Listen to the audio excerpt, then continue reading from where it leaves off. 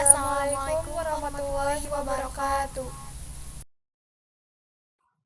Puji syukur kita panjatkan kehadirat Allah Subhanahu wa taala karena atas berkat taufik dan hidayahnya kami dapat melakukan presentasi pada perkuliahan kali ini. Salawat beserta salam semoga telah terlibat curah kepada junjungan kita Habibana wa Nabiyana Muhammad sallallahu alaihi wasallam, kepada keluarganya, para sahabatnya, dan lalu kepada kita semua selaku umatnya. Terima kasih kepada Ibu Eva Gustiana, MPSI Psikologi, yang telah mempercayai kami untuk menyampaikan materi pada perkuliahan kali ini. Di sini, saya, Rara Saraswati, dan rekan saya, Siska Nurfadilah dan Riki Alfiansa, akan menyampaikan materi tentang jenis-jenis layanan dan prinsip-prinsip bimbingan dan konseling. Baik, langsung saja pada pembahasan, yaitu program bimbingan dimaksudkan untuk membantu peserta didik dalam mencapai kemandirian dalam wujud kemampuan memahami diri dan lingkungannya, menerima, mengarahkan, mengambil keputusan, dan merealisasikan diri secara bertanggung jawab sehingga mencapai kebahagiaan dalam hidupnya.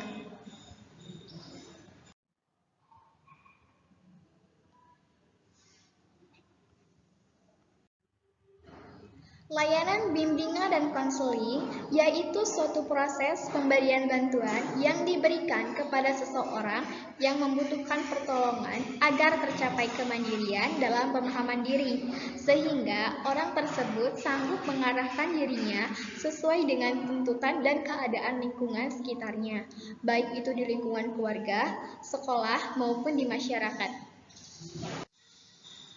Jenis-jenis bimbingan dan konseling. Berdasarkan pada fungsi dan prinsip bimbingan, maka kerangka kerja bimbingan dan konseling itu dikembangkan dalam suatu program bimbingan dan konseling yang dijabarkan dalam 4 kegiatan utama, yaitu layanan dasar bimbingan, layanan responsif, layanan perencanaan individual, dan dukungan sistem.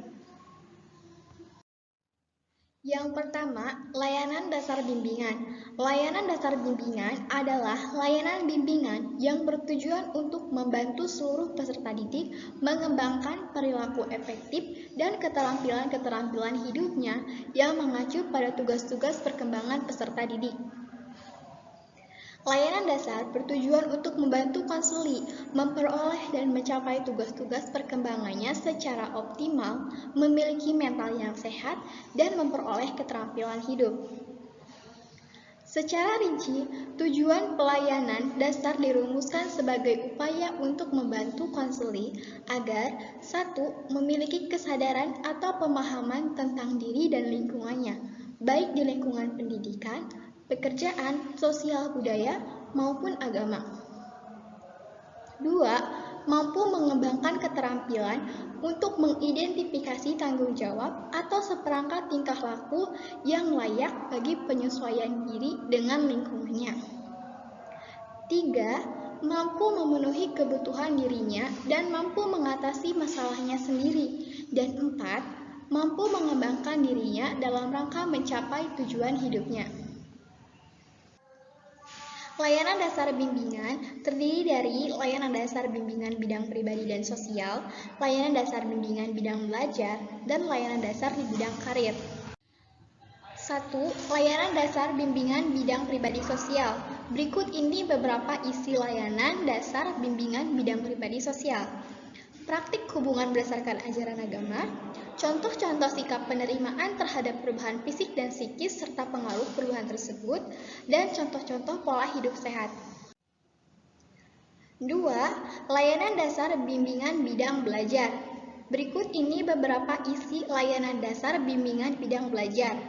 Contoh praktik mengembangkan pengaruh yang positif dan menghindari yang negatif, perilaku pribadi dan sosial dalam kehidupan yang lebih luas dalam kegiatan belajar.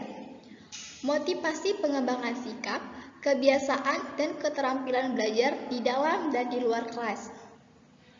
Dan contoh-contoh pengaruh sistem etika dan nilai bagi pedoman hidup sebagai pribadi, anggota masyarakat, dan warga negara dalam kegiatan belajar, serta cara-cara mewujudkan pengaruhnya.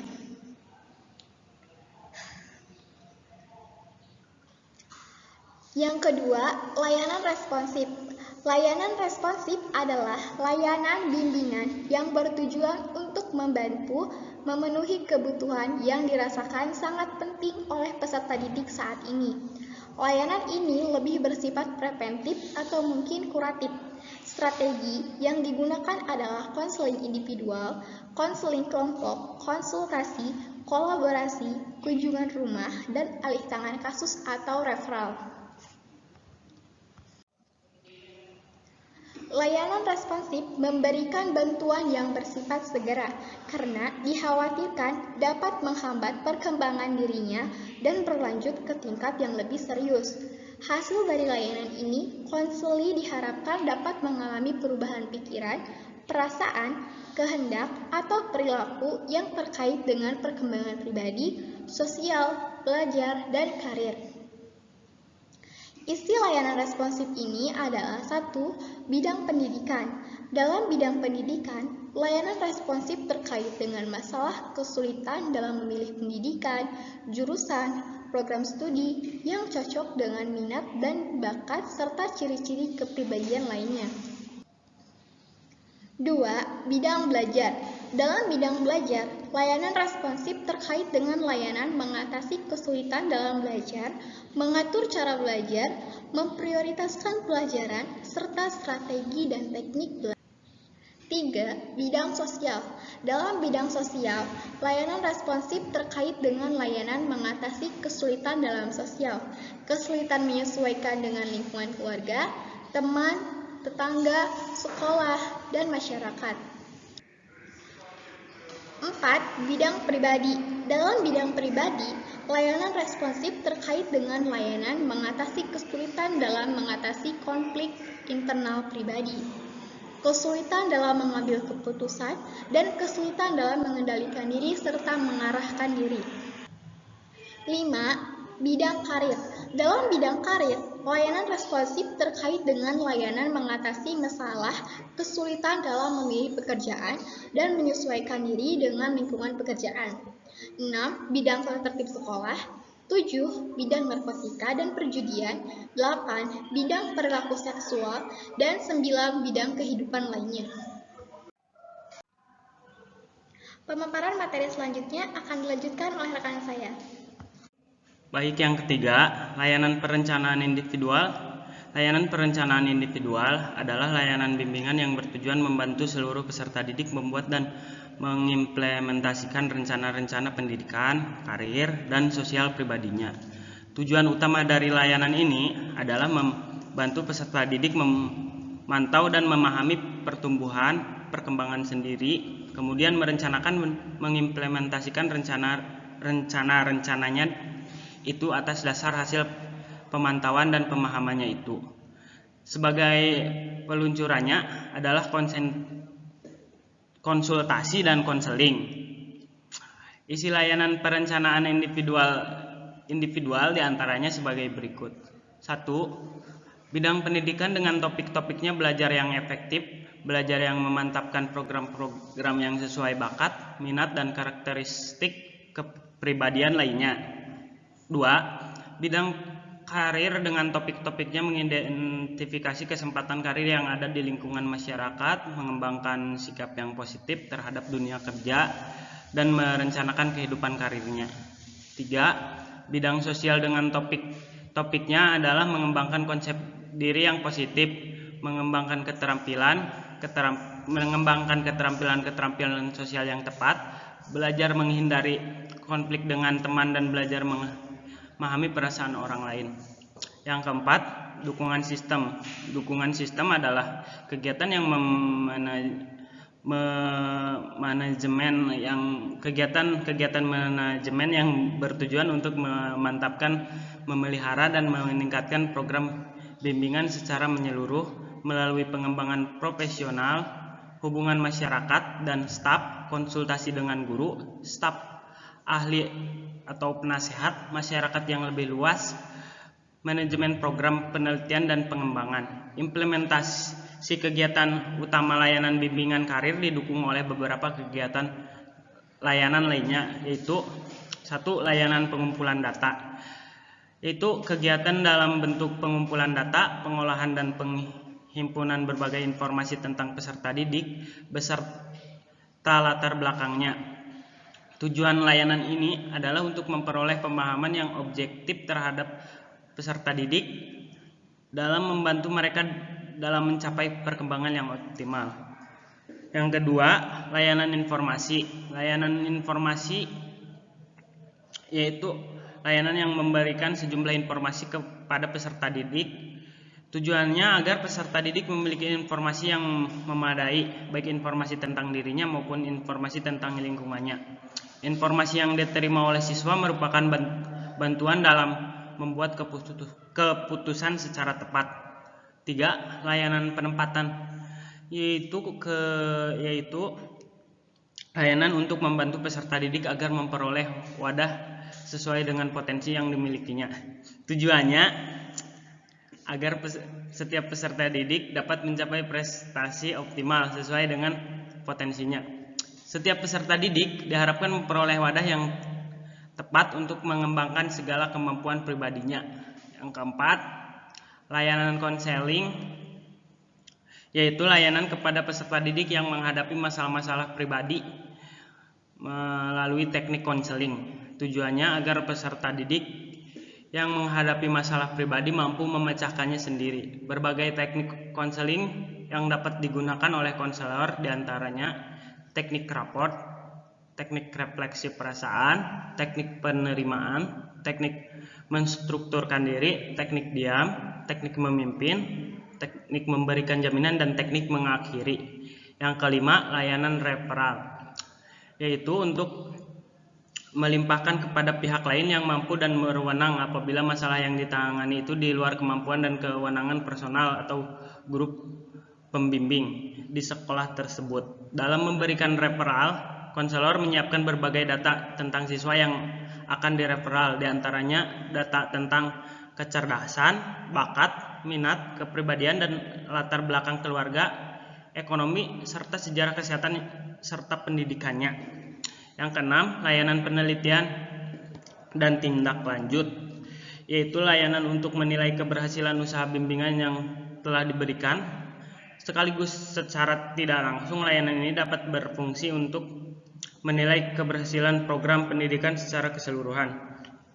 Berkaitan dengan jenis layanan ini, Prayitno menyebutkan ada 7 jenis layanan bimbingan dan konseling, yaitu layanan orientasi, layanan penempatan atau penyaluran, layanan konseling individual, layanan konseling kelompok, layanan informasi, layanan pembelajaran, layanan bimbing, serta layanan bimbingan kelompok.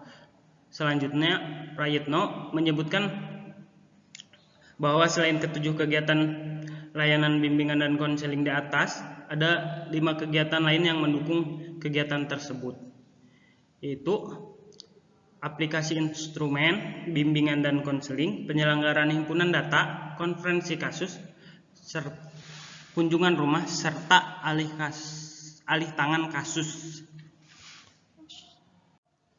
Materi selanjutnya akan disampaikan oleh rekan saya.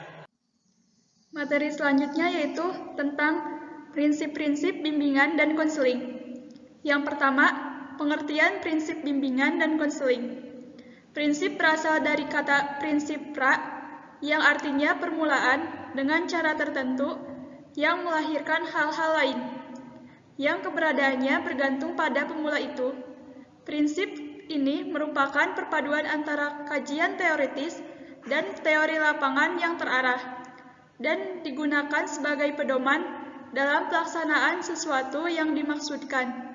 Menurut hal lain, Prayitno menyatakan prinsip merupakan hasil kajian teoritis dan telaah lapangan yang digunakan sebagai pedoman pelaksanaan sesuatu yang dimaksudkan.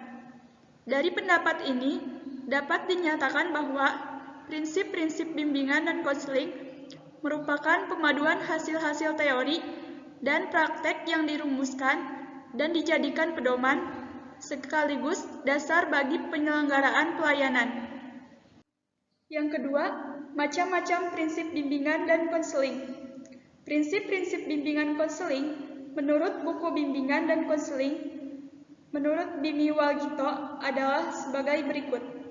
1. Bimbingan dan konseling dimaksudkan untuk anak-anak, orang dewasa, dan orang-orang yang sudah tua.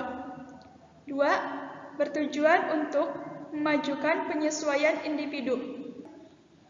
Yang ketiga, harus menyeluruh ke semua orang. Yang keempat, semua guru atau tutor di sekolah seharusnya menjadi pembimbing. 5. Sebaiknya semua usaha pendidikan adalah bimbingan, sehingga alat dan teknik mengajar juga sebaiknya mengandung suatu dasar pandangan bimbingan. 6. Perbedaan setiap orang harus diperhatikan. 7. Diperlukan pengertian yang mendalam mengenai orang yang dibimbingnya. 8. Memerlukan sekumpulan catatan atau kumulatif record mengenai kemajuan dan keadaan anak. 9. Perlu adanya kerjasama yang baik antara instansi terkait. 10. Kerjasama dan pengertian orang tua sangat diperlukan. 11. Supaya berani bertanggung jawab sendiri dalam mengatasi permasalahannya. 12. Bersifat fleksibel. Secara umum, prinsip-prinsip bimbingan dan konseling diantaranya sebagai berikut. 1. Prinsip-prinsip berkenaan dengan sasaran pelayanan. Sasaran pelayanan, bimbingan dan konseling adalah individu-individu, baik secara perseorangan ataupun kelompok. Contohnya, yang pertama, BK melayani semua individu tanpa memandang umur, jenis kelamin, suku, agama, dan status sosial ekonomi. Yang kedua, BK berurusan dengan pribadi dan tingkah laku individu yang unik dan dinamis. Yang ketiga, BK memperhatikan sepenuhnya tahap-tahap dan berbagai aspek perkembangan individu. Yang keempat, BK memberikan perhatian utama kepada perbedaan individual yang menjadi orientasi pokok pelayanan. 2. Prinsip-prinsip berkenaan dengan masalah individu. Pelayanan BK hanya mampu menangani masalah klien sehingga terbatas yang berkenaan dengan yang pertama, BK berurusan dengan hal-hal yang menyangkut pengaruh kondisi mental atau fisik individu terhadap penyesuaian dirinya di lingkungan masyarakat. Yang kedua, kesenjangan sosial, ekonomi, dan kebudayaan. 3. Prinsip-prinsip berkenaan dengan program pelayanan. Contohnya, yang pertama, BK merupakan bagian integrasi dari proses pendidikan dan pengembangan. Yang kedua, program BK harus fleksibel, disesuaikan dengan kebutuhan individu, masyarakat, dan lembaga. Yang ketiga, program BK disusun secara berkelanjutan dari tingkat pendidikan terendah sampai tertinggi. 4. Prinsip-prinsip berkenaan dengan pelaksanaan pelayanan. Pelaksanaan pelayanan BK, baik yang bersifat insidensial atau terprogram, dimulai dengan tujuan layanannya yang baik. 4. Prinsip-prinsip berkenaan dengan pelaksanaan pelayanan. Pelaksanaan pelayanan BK, baik yang bersifat insidensial atau terprogram, dimulai dengan tujuan layanannya yang dilaksanakan oleh tenaga ahli dalam bidangnya, yaitu konselor profesional. Prinsip-prinsip yang berkenaan dengan pelayanan tersebut adalah yang pertama, BK harus diarahkan untuk pengembangan individu yang akhirnya mampu membimbing diri sendiri dalam menghadapi permasalahannya. Yang kedua, keputusan yang diambil dan akan dilakukan oleh individu hendaknya atas kemauan individu itu sendiri. Yang ketiga, permasalahan individu harus ditangani oleh tenaga ahli dalam bidangnya. Yang keempat, kerjasama antara guru pembimbing, guru-guru lain, dan orang tua peserta didik sangat menentukan pelayanan BK. Yang kelima, pengembangan pelayanan BK ditempuh melalui pemanfaatan yang maksimal dari hasil pengukuran dan penilaian terhadap individu yang terlibat dalam proses pelayanan dan program bimbingan dan konseling itu sendiri. 5. Prinsip-prinsip bimbingan dan konseling di sekolah dalam lapangan operasional bimbingan dan konseling. Pelayanan bimbingan dan konseling di sekolah diharapkan dapat tumbuh dan berkembang dengan baik, karena sekolah merupakan lahan yang potensial dan memiliki kondisi dasar yang menuntut adanya pelayanan ini pada kadar yang tinggi. Terima kasih, sekian presentasi dari kelompok kami. Kurang lebihnya mohon maaf. Wassalamualaikum warahmatullahi wabarakatuh.